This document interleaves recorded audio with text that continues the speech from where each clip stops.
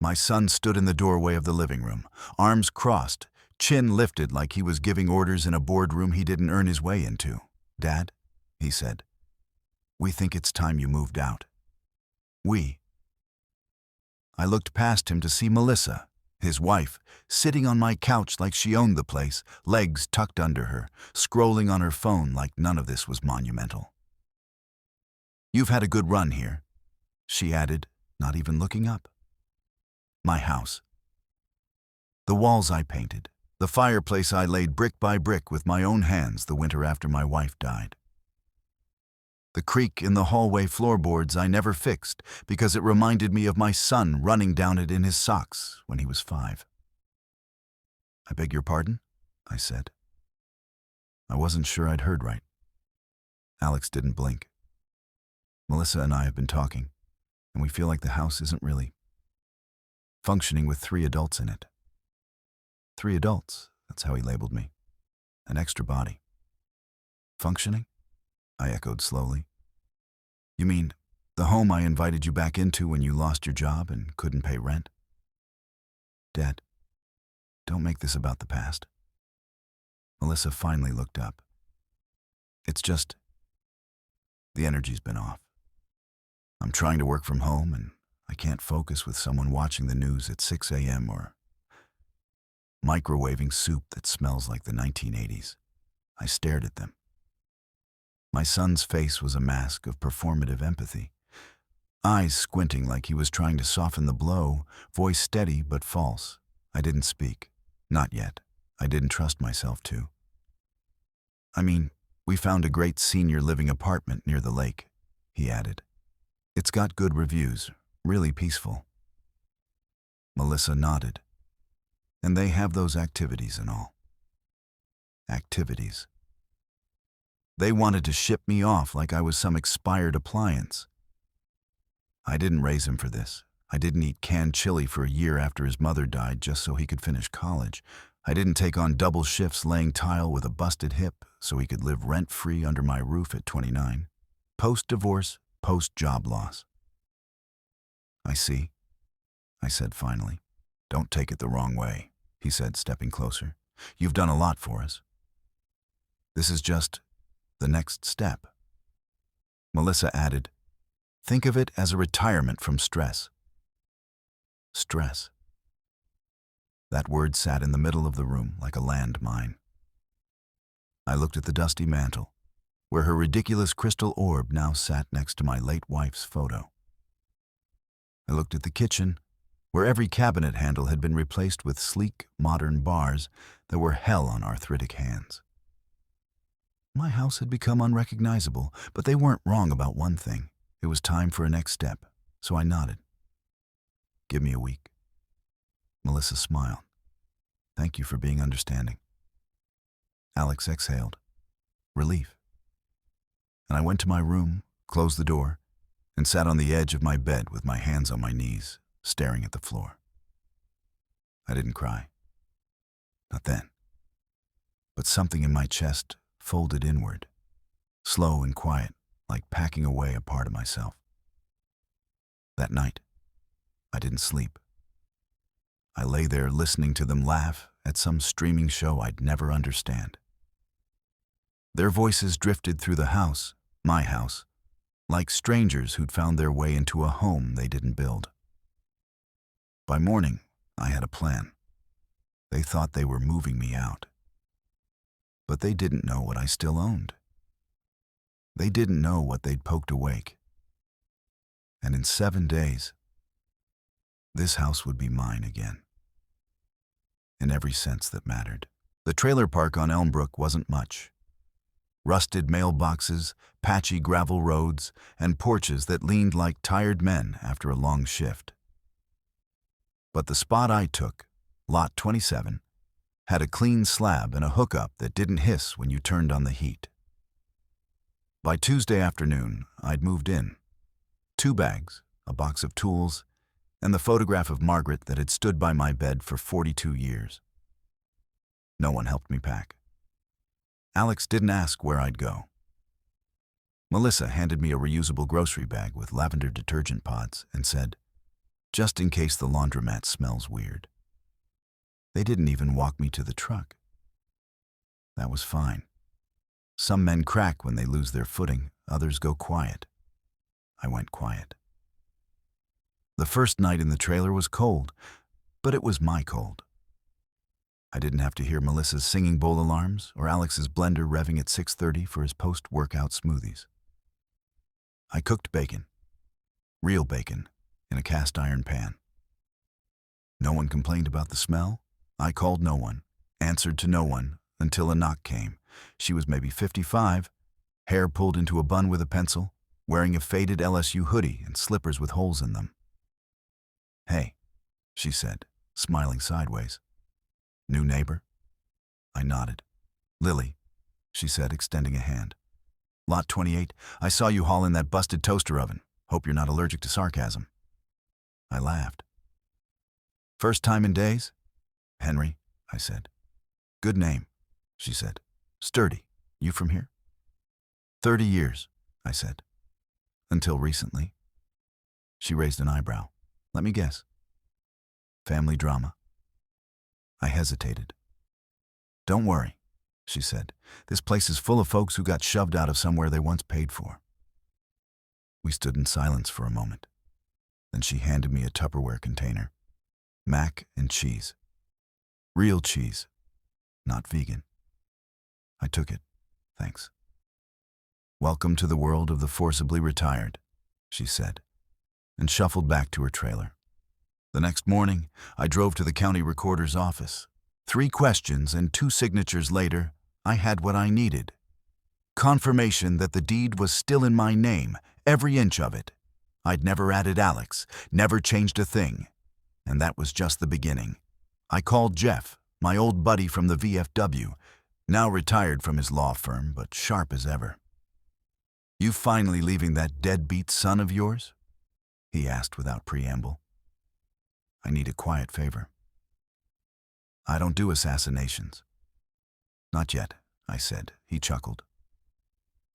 We met the next day in the back booth of a diner off I-40. He brought a notepad and eyes like steel. I laid it out. The demand to move, the 7-day deadline, the entitlement, the silence. He didn't interrupt once. "You want to sell the house?" he asked. "No," I said. "I want to remind them who owns it." Jeff leaned back. "I can put the utilities back in your name. Change the locks. File a no trespass if it comes to it. But this is deeper than paperwork." "I know." "You sure you want to go through with it? You kick him out, there's no undoing that." I looked out the window. A storm was brewing in the distance, low clouds rolling like bruises. He told me I didn't belong in my own home, Jeff. 1 more week with him in it is already too much. Jeff nodded once. "Okay then, let's rattle some cages." By Thursday, the electric and water were scheduled for suspension. By Friday, I'd written a certified letter addressed to Alex and Melissa, informing them that they were now unauthorized occupants and would need to vacate or face legal action. I didn't send it yet. I just watched.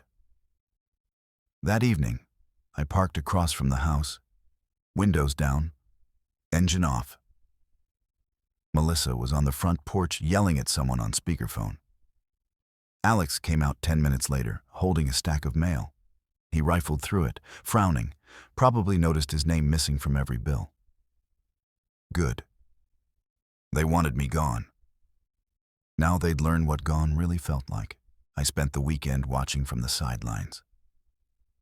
My old truck, parked just far enough from the house to avoid suspicion, became my observation post. I sat with a thermos of coffee, a notepad on my lap, and the calm of a man who knew exactly what storm he was preparing to unleash. Saturday morning, Melissa left in a rush. Hair wet, face bare, purse half open. She was gone for 3 hours. When she returned, she slammed the car door so hard it set off the neighbor's motion light. Alex met her at the door, and they argued, not loudly, but I could tell. The rhythm of the conversation short bursts, sharp movements, her arms flailing once, his head tilting to the side like a dog hearing a sound it doesn't like. Good. The cracks were showing. On Monday, I called every utility company tied to the house. Electricity, water, gas, internet. The accounts had never been transferred. They were still mine. "Well, Mr. Garland," the clerk said, tapping keys in the background, "you're free to suspend service at any time. No one else is listed here." "Do it," I said. End of the week. The silence on the other end was brief but heavy. Understood. I clicked off and stared at my reflection in the cracked side mirror of the truck. I looked tired, but not defeated. Weathered, not worn out. The kind of man who'd built things that lasted, even if one of them had turned on him. That night, Lily came by again. "You look like a man with secrets," she said, handing me a beer. "Just strategy," I said, cracking it open. "You know," she said, settling onto the trailer steps, "my oldest tried to move me into a cozy condo last year, said it was time I stopped playing pioneer woman." "What did you do?" "I canceled his car insurance. He didn't realize I still paid it." We both laughed. The kind of laugh that's more exhale than sound. The kind you earn. "You're playing the long game," she said, looking at me sideways. "I'm just making sure people remember who the hell I am." Tuesday morning, I drove into town and walked into the tax office. The clerk was maybe 25, full of bright smiles and the idea that life is fair. "I'd like to get a property printout on 312 Hawthorne Drive," I said. She typed it in, nodded. "Sure, Mr. Garland. That's your residence?" "Was, still is, legally." She printed it. I folded it, tucked it into the manila folder now growing thicker by the day. I'd been collecting mortgage statements, insurance policies, tax documents, anything with my name and that address. Meanwhile, I'd heard nothing from Alex. Not a call, not a text. He'd gone silent, assuming I guessed that the silence worked in his favor, that I'd fade out of their lives like a distant echo, but I wasn't the echo. I was the foundation. Wednesday morning, I got a call from the bank. "Mr. Garland, we've had some inquiries about adding a secondary account holder." My grip on the phone tightened. "Who?" "A man named Alexander Garland said he was your son." I swallowed hard. "And?" "We didn't authorize anything. We just wanted to confirm with you directly." "You did the right thing. Don't add him. Don't authorize anything under my name without written approval from me. And please, flag the account." "Will do." He was trying to get access to my finances. I sat in the truck for a long time after that, watching the breeze roll dead leaves across the asphalt, wondering how many more lines he'd be willing to cross. I'd raised a son who now circled like a vulture over the remains of my trust. By Thursday, the internet went out. Then the water. Melissa posted on Facebook from a coffee shop downtown.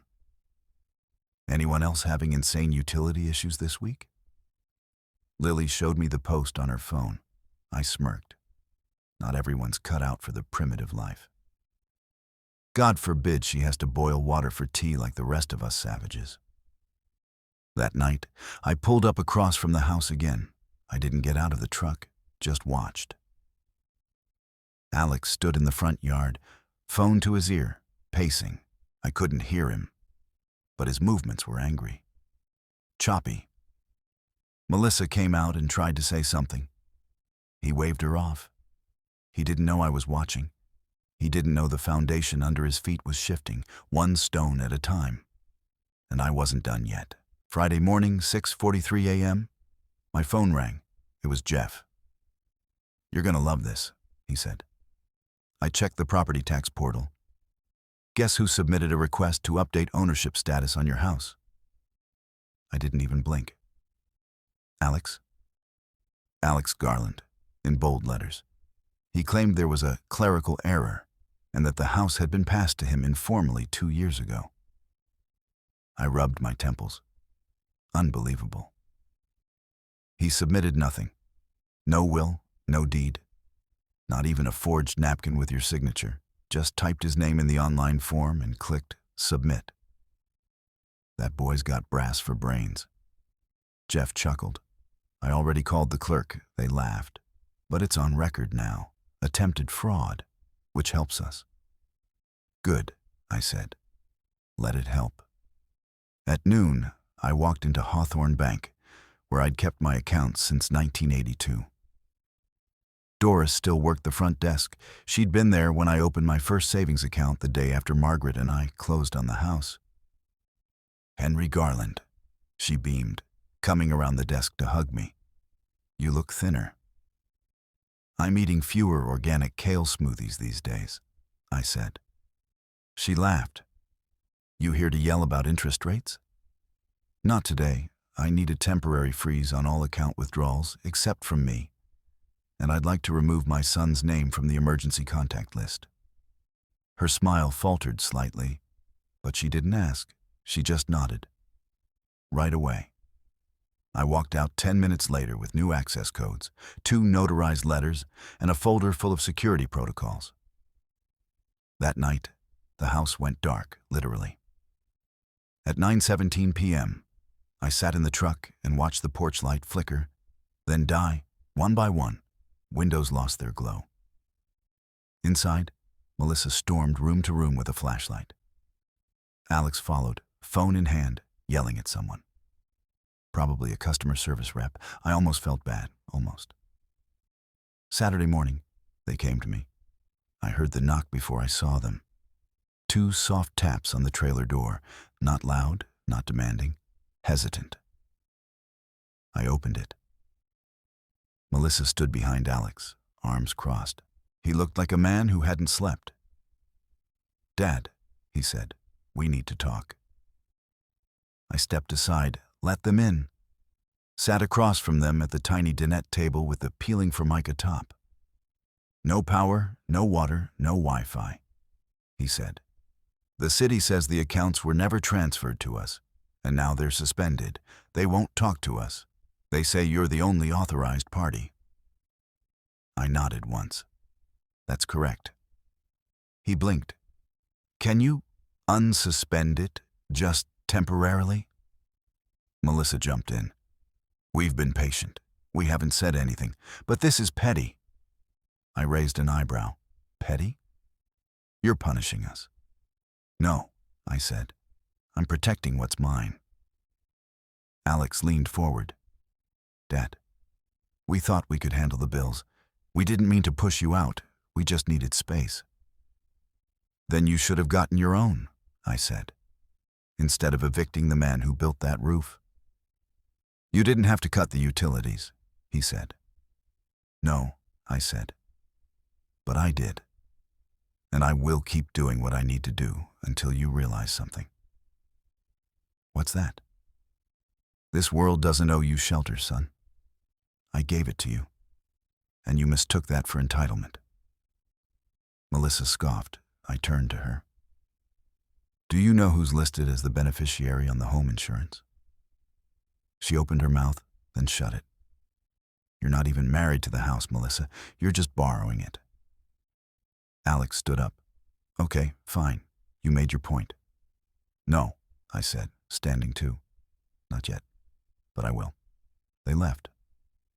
Sunday afternoon, I drove to the hardware store, bought new locks, a new alarm system, motion lights. On Monday, Jeff filed the formal notice. A 30-day eviction, served with a smile.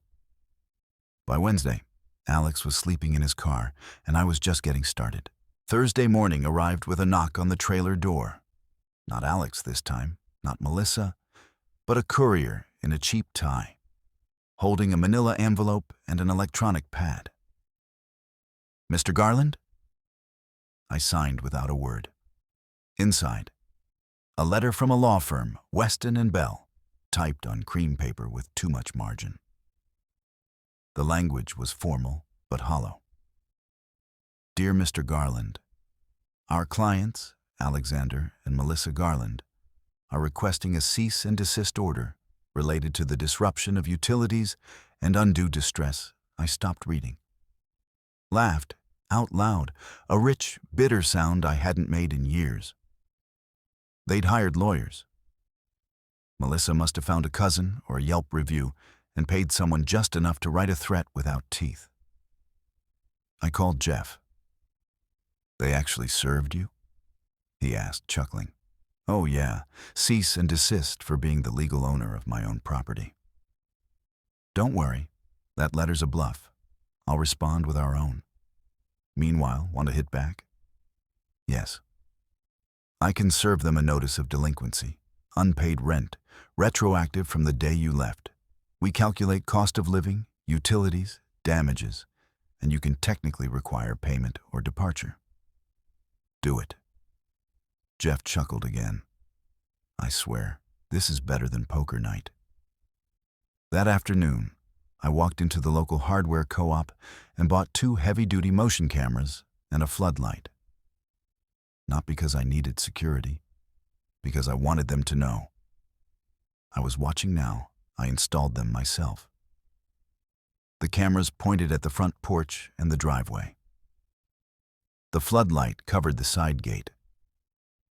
That evening, I drove by slowly, saw Alex outside with a flashlight, holding up an extension cord to his car like he could charge a refrigerator through the dashboard. I didn't stop. Next morning, I got a call from Cheryl. She worked the front desk at the school where Melissa used to volunteer. You didn't hear this from me, she said quietly. But PTA revoked Melissa's invitation to chair the fundraiser. Why? She was heard screaming on the phone in the staff lot. Something about disgusting betrayal and he's ruining us. Parents complained. Principal asked her to take a break. Thanks, Cheryl. Melissa's social castle was crumbling. On Saturday, I got a knock on the trailer door again. Lily stood there, holding a stack of mail. Brought your fan letters, she said, among them a pale blue envelope, handwritten. No return address. Inside, a note. Dad, I know you're angry. I know I was wrong. I don't know how to fix this. Please let me try. Signed, Alex. No, Melissa. Just him. I sat with that letter for an hour. Then I set it on the counter and poured myself a drink. At dusk, I returned to the house. Parked in the street. Got out, walked to the front lawn. Alex was sitting on the porch step. Jacketless, knees apart like a teenager grounded for something he didn't think was wrong. He stood when he saw me. Dad. I nodded. I meant it, he said. The letter. Melissa write it? No, she doesn't know I sent it. I studied him, eyes hollow, beard untrimmed. He looked smaller. You tried to take my name off my own property, I said. I didn't think it'd work. I was just desperate. You hired lawyers. She did. I didn't sign anything. I haven't touched a single document, I swear. I stayed quiet. He took a step forward. I was angry. I thought you were controlling everything. And Melissa, she pushed hard. She always did. I know. I see it now. But I didn't expect you to... He broke off. To what? To fight back. You've always just helped, no matter what. That man is gone. He swallowed. We stood in silence. I'm sorry, he said. I nodded once. I'm not moving back in, I said. You're not moving back in either. But the house is not yours. It never was. I know. I'm drawing up new papers, I said. A trust for Mason, your son. One day it'll be his. Alex blinked. What about you? You'll be a guardian, nothing more. Temporary. He looked away. I turned to leave. Dad. I paused. I don't deserve your forgiveness. No, I said. You don't. Then I walked away, floodlight blinking behind me. Monday morning came quietly. No knocks, no calls, no footsteps on gravel. just the hum of the trailer heater and the soft clink of my spoon against a chipped ceramic bowl. Outside, the sky was low and gray, the kind that made every breath feel heavier. I took my time dressing that day. Pressed shirt, clean jeans, the kind of attention you give yourself when the world's finally remembered not to interrupt. At 9 a.m. sharp, I stepped into the county courthouse, papers in hand. The clerk, a woman named Raquel, greeted me by name. "Mr. Garland, everything's ready. The trust documents were reviewed this morning. You just need to sign." I looked down at the bolded name on the first page. Mason Garland, Revocable Living Trust. My grandson. He was 6 when they moved in. Shy, bookish, with a cowlick that refused to obey. I'd seen less and less of him over the past months, since Melissa took to curating his social circle. But the boy had my eyes. He'd sat on my lap and listened to Hank Williams songs and asked questions about toolboxes. He was the only reason I didn't change the locks and torch the rest. "Let's sign," I said. Pen to paper, stroke after stroke, the trust became real. The house would now be owned by a legal entity, not a person, until Mason turned 21.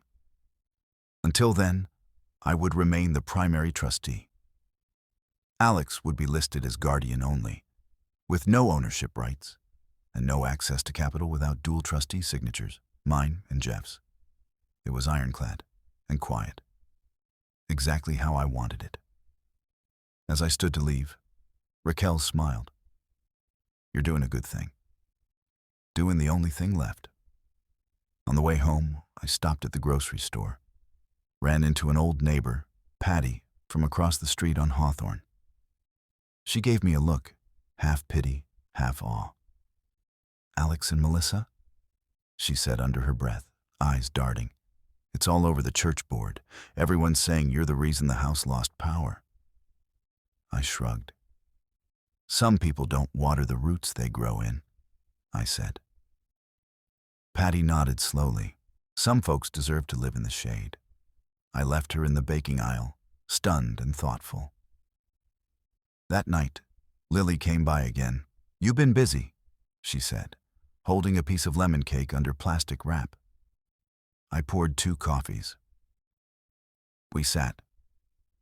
She told me about her daughter in Austin, her ex-husband who disappeared into a boat somewhere in Florida, her fondness for early Johnny Cash records. I listened. It felt good, not because of attraction or loneliness, but because it had no weight. "You ever think about cutting them off completely?" she asked. I did, I said. "Still do." "Why didn't you?" "Because the kid's not at fault, and I'd rather leave him a legacy than a war." She studied me for a second. "You'd be surprised how rare that is." Tuesday, a letter came in the mail. From Alex again. Longer this time. "Dad, I saw the trust document. Jeff showed me a copy when I asked. I understand. I know I'm not owed anything. I just want you to know, I'm trying. I got a job delivering packages. Melissa's staying with her sister. Mason's with me full-time now. He asked if you'd come to his spelling bee next week. I told him I'd ask. He misses you. So do I. I sat with that letter for a while. No anger this time. No demands. No guilt traps. Just what should have come months ago. Humility. Honesty. The tone of a man who's finally been stripped down to what matters. That night, I pulled a chair out onto the trailer porch. Looked up at the stars. Thought about the sound Mason's feet made when he ran down the hallway. The way Margaret used to hum while she folded laundry. The way Alex's voice sounded when he was 5 and still called me Daddy. I closed my eyes, and I started to feel the house come back to me. Not in bricks or deeds, but in memory, in meaning, in the way it used to feel when it was whole. This war wasn't over. But for the first time, I saw what came after. Wednesday arrived with a fog that clung to everything. The trees looked like ghosts, the roads like vague intentions. I stood by the trailer window with my coffee, watching the mist creep across the grass like something searching for what it had lost. Mason's spelling bee was Friday. I hadn't responded to the letter yet. Part of me was still bitter, not sharp, not anymore, but deep, like an old nail buried under the floorboards, rusting quietly. The kind of resentment that doesn't scream, just waits. Mid-morning, I stepped outside and found Alex sitting on the wooden steps of the trailer. No knock, no call ahead. He stood as I opened the door. "Didn't want to startle you," he said. "You did anyway," I replied. He looked thinner, paler. There were dark circles under his eyes that hadn't been there last month. He held something in both hands, a brown paper bag in one, a blue plastic folder in the other. "I brought lunch," he said, "and some papers for you to see." I didn't move, didn't wave him in. But I didn't close the door either. He took it as permission, sat on the top step. "I'm working 6 days a week," he said quietly. "Groceries, packages, whatever pays. Melissa's out of the picture for now, says she's reevaluating everything." "She was never built for quiet lives," I said. He smiled faintly. "No, she wasn't." He opened the folder. Inside, receipts, notes, photos of Mason, holding a trophy, riding a scooter, asleep on the couch with a comic book on his chest. "He asked me again last night if you'd come," Alex said. "He thinks you're mad because he left Legos on the kitchen floor when you moved out. That hit something in me, something small and soft and unguarded." "I told him it wasn't his fault," Alex added. "But I don't know if he believes me." Silence stretched between us. "I didn't know how far gone I was," he said finally. "Until you left. Until everything started falling apart. You were the net, Dad. And I thought I could cut it and still walk the rope." I didn't answer. He handed me the folder, stood, and walked back toward his truck. "Whether you come or not," he said over his shoulder, "thank you for not letting me win." He drove off. I stood there for a long time. At dusk, I opened the folder again, stared at Mason's face, his small, determined smile, the way he gripped his trophy like it meant something beyond plastic and brass. That night, I found the old shoebox in the closet. Margaret's handwriting still visible on the lid. Letters best of. Inside, birthday cards from Alex when he was little. Drawings of our house with crooked windows and me holding a hammer 3 times too big. Notes from Margaret, short, loving, pragmatic. Don't forget the beans. You were right about the lilacs. Come home safe. And one photo. Mason as a baby, in my arms, asleep. My eyes full of something I hadn't seen in a while. Something unbroken. By morning, the decision was made. I pulled my old suit from the back of the closet, aired it out, ironed it slow, not for the event, for the boy. At noon, I drove into town, stopped by the school, and walked into the office. A receptionist looked up. "I'm here for Mason Garland," I said. "Spelling bee?" She smiled. "Auditorium's down the hall, 3rd door on the left." I took my seat in the back, quiet, unannounced. The kids were all in rows, nervously whispering, parents craning for good camera angles, teachers nodding, organizing, keeping things tidy. When Mason stepped up to the mic, he scanned the crowd, eyes hopeful, searching. Then he saw me, his whole face lit up. And for the first time in what felt like months, so did mine. The word was compromise, and he spelled it perfectly. The applause was scattered but warm, like polite rain tapping on a tin roof. Mason beamed, stepping off the stage, clutching his certificate with both hands. I watched from the back row, still and quiet, letting the moment soak in. No one noticed me slip out. I wasn't there to be seen. Not by the PTA moms, not by the principal, not even by Alex. I was there for one reason, and he was now bouncing in the hallway, showing his spelling certificate to a janitor like it was a Nobel Prize. Back in the truck, I sat with the engine off for a few minutes. Thinking, not brooding, those days had passed, just taking measure. The trust was set, the utilities were locked, the house was secure. But there was still one thing left undone, the face-to-face reckoning. Sunday morning, I called Alex. First time in months I'd initiated the contact. "Yeah," he answered, voice hoarse. "Come to the trailer," I said. "No, Melissa, just you." He didn't hesitate. "Okay." At 11:03, his truck pulled in. He stepped out slow, as if the gravel might shift under his boots. I let him in without a word. We sat across from each other at the table, the same spot where he once accused me of punishing him. He looked different now. Thinner, yes, but quieter too, less coiled, like he'd finally stopped negotiating with the truth. "I saw you," Mason had told him after the bee, according to the voicemail Alex left that night. Grandpa was there, I spelled it right. "Why now?" Alex asked softly, glancing around the trailer like it might give him answers.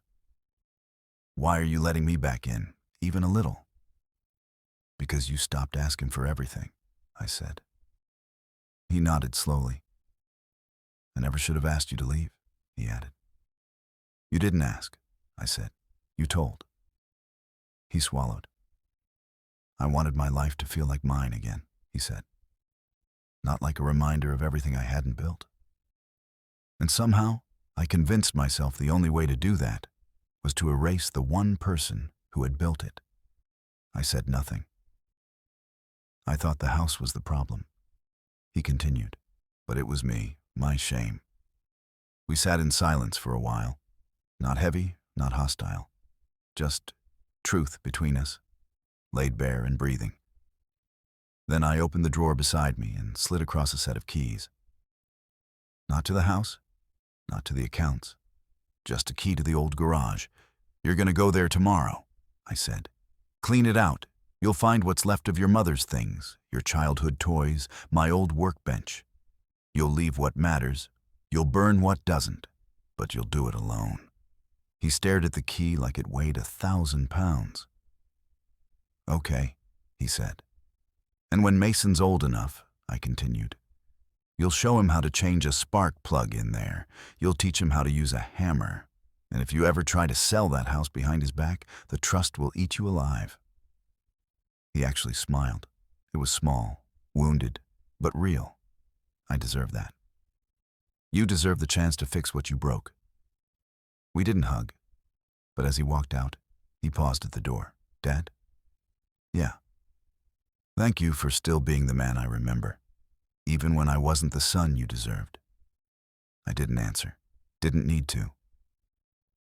The door closed behind him with a quiet click, and for the first time in months, I felt the silence settle not like a punishment, but like peace. The garage smelled like dust, oil, and memory. Late morning light filtered through the high, narrow windows, casting pale bars across the concrete floor. Alex stood just inside the doorway, keys still warm in his hand, heart pounding like he was about to break into his own life. He hadn't been inside that garage in over a decade. He remembered sneaking out here as a teenager to smoke stolen cigarettes behind the workbench, hiding love notes in an old tackle box, once breaking a window with a hammer because he'd lost a bet with himself. But mostly, he remembered his father's back, broad, steady, moving rhythmically between shelves and sawdust. Today, he was alone. He started in the far corner, plastic bins marked Xmas and Margaret. A box of light bulbs, 3 sizes too obscure for modern use. He worked through it slowly, wiping each lid before opening it, setting aside what mattered: an old baby monitor, his mother's gardening gloves, a baseball glove so small it made his chest ache. Halfway through, he found the workbench. The surface was worn but solid. Tools hung neatly on the pegboard, each in its place. Blue tape marked outlines for every wrench and screwdriver, his father's quiet insistence on order. On the wall above the bench, taped and yellowing, was a photo of Alex at age 7. Missing front tooth, holding a fish with both hands, pure pride in his face. His dad's arm slung behind him, eyes squinting in the sun, a rare half smile. Alex sat down on the stool and let the silence surround him. This wasn't just about cleaning. This was penance, reverence. He stayed there for hours. By late afternoon, he'd filled 4 bags, 1 trash, 1 donation, 2 for storage. He stacked what remained neatly by the wall, then swept the floor. Before he left, he placed the photo from the workbench into the glove box of his truck. That evening, back at his small rental, Mason sat cross-legged on the living room rug, homework spread around him like fallen leaves. Alex watched him from the kitchen. He'd kept the promise. No Melissa, no interruptions, just the 2 of them. "Hey," Alex said, kneeling beside him. "You want to build something with me this weekend, like a birdhouse or a shelf?" Mason looked up. "With real tools?" "Yeah, in the garage, Grandpa's garage." Mason nodded hard, eyes bright. "Can we use the hammer that makes the loud noise?" Alex laughed. "That's all of them." The boy grinned and went back to his spelling list. Later that night, after Mason was asleep, Alex sat at the kitchen table, staring at his phone. His thumb hovered over the screen for a long time before he finally typed. "Garage is cleaned, found everything, didn't throw away anything important. Thank you for trusting me with it." He stared at the message, then slowly added, "He asked me today if I was proud of him for spelling compromise. I told him yes. Then he asked what the word means. I said it means choosing peace, even when you could choose to win. I think he understood. He hit send." No reply came that night, but none was needed. The next morning, the sky was clear. At 8:15, a quiet knock came at the trailer door. Jeff stood there, holding a stack of papers and a smile that had too much mischief for this early in the day. "Morning, Henry. Got news." I let him in, poured coffee without asking. He laid the papers out on the table like a dealer spreading cards. Deed transfer processed. Trust registered with the county, and as of yesterday, Melissa filed for legal separation. She won't be coming back. I nodded. Jeff raised an eyebrow. "You okay?" I sipped my coffee. "I'm not mad anymore. That's something." Jeff smiled. "That is something." We drank in silence. When he left, I stepped outside. The air was crisp, birds calling. Somewhere in the distance, a lawnmower growled like a lazy dog, and I thought, sometimes peace doesn't come all at once. Sometimes it shows up like this, in a garage swept clean, in a grandson who spells with joy, in a son who finally sees what he never wanted to lose. The call came 3 weeks later, just after sunset. I was sitting on the porch with a paperback and a glass of iced tea, the air cool enough to make the drink feel indulgent. "Dad?" Alex's voice on the line was different now. Less rushed, no static of guilt, just steady. "Mason's got a school project, family history, wants to interview you." I chuckled. That boy just looking for an excuse to skip the textbook. Alex laughed. "Maybe. But he's serious. Wants to record it and everything. Can we come over Saturday, just for an hour?" I looked out at the dusk curling around the trees, the sky folding itself into indigo. "Yeah," I said. "Come by." They arrived exactly at noon. Mason was in a polo shirt and clip-on tie, holding a yellow legal pad like a tiny news anchor. He ran up the steps before Alex could even kill the engine. "Grandpa, I brought 2 pencils in case one breaks." I laughed and opened the door wide. Alex followed slower, carrying a Tupperware container. "I made lasagna," he said, sheepish. "Melissa never let me try." "Her loss," I said. Inside, Mason sat up at the table. He had questions, real ones, about where I was born, what my parents did, how I met Margaret. I told him about the war, about laying tile for $2 an hour, about the first time I held Alex and felt the terrifying weight of being someone's whole world. Alex didn't interrupt, just sat, silent, hands folded. After an hour, Mason yawned. "Is it okay if I watch cartoons now?" "Go ahead," I said, and he disappeared down the hall like a wind-up toy, finally free. Alex and I stayed at the table. "I've got 6 months sober," he said. "From drinking, from blaming, from shortcuts." I nodded. He reached into his jacket and pulled out a small envelope. "It's from Mason, made it in art class." Inside, a drawing of 3 stick figures holding hands, one taller than the rest, labeled, "Me, Dad, Grandpa." Above them, a bright yellow sun, and scribbled in red crayon, "Family means you stay." I stared at it for a long time. Alex cleared his throat. "I know we can't go back. I'm not asking to. But if there's ever a day when you want company, we're here and we'll come with respect." I folded the drawing, placed it inside my wallet. "You were right," I said. He looked up. "That house isn't meant for 3 adults. But maybe it is meant for 3 generations." His face didn't break into a smile. It softened, slowly, like a man letting go of weight he forgot he was carrying. "Only if it's earned," I added. "It will be." That night, after they left, I walked to the dresser and placed the drawing beside Margaret's picture. Then I sat on the edge of the bed. The same bed I'd packed up from all those weeks ago when I left the house I built. But I wasn't leaving anymore. And neither were they, not really. They just had to find the road back the hard way. Sometimes, the best way to protect your home isn't to fortify it. It's to let the unworthy walk out and let the willing return, humbled. That was my son's story. But this house, it was always mine. And now, finally, it belonged to something bigger than ownership. It belonged to restoration.